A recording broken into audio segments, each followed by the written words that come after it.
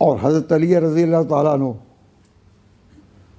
की तो ये मकाम है कि उन्होंने अपने जब वो खलीफा बने उस वक़्त भी अपने आप को चौथा खलीफा कहा है, उन्होंने अव्वल खलीफा होने का ऐलान नहीं किया।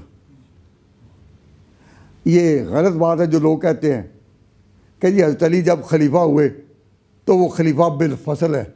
भाई जिसके बारे में कहते हो वो ख़ुद तो अपने आप को बिला फसल कहते नहीं। बिला फसल का माना ये कि फासला कोई ना हो। तो हज़रत अली और हजूर के दरमियान कितने खलीफों का फासला था?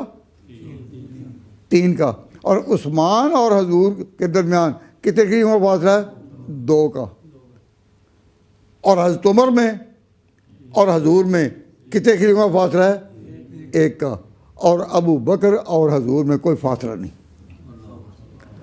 वो बिला फसल खलीफा हुए। तो बात यह है कि हज़रत अली मुर्तज़ा की हुकूमत खिलाफत तकरीबन 4.5 साल रही। तो 4.5 साल उनका अपना दावा, उनका अपना मौक़िफ़ अपने बारे में क्या था कि मैं चौथा हूँ।